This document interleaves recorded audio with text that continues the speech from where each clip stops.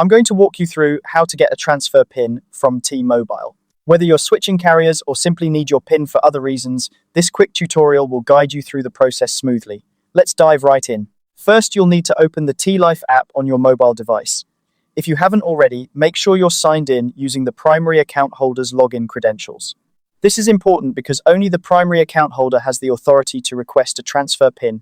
Once you're logged in, take a look at the bottom of your screen. You'll see a few different tabs there, and you want to tap on the one labeled Manage. This tab is your gateway to managing all aspects of your T-Mobile account. After selecting the Manage tab, your next step is to tap on See Plans.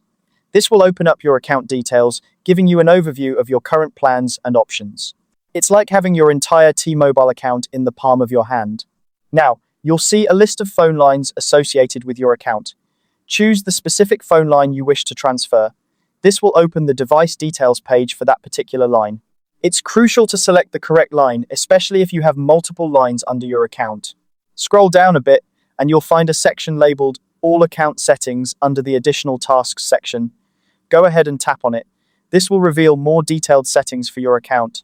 Next, you're going to select Line Settings. Once you're in this section, you'll see the option to Request a Transfer PIN. Tap on it, and just like that, your transfer PIN will be generated. This PIN is necessary for transferring your number to another carrier, so keep it handy.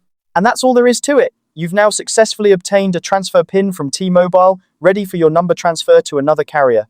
Remember, this PIN is sensitive information, so make sure to keep it secure and only share it with trusted parties when necessary. Thank you for following along with this tutorial. If you found this guide helpful, feel free to check out our other videos for more tips and tricks on managing your mobile services. Until next time, happy transferring!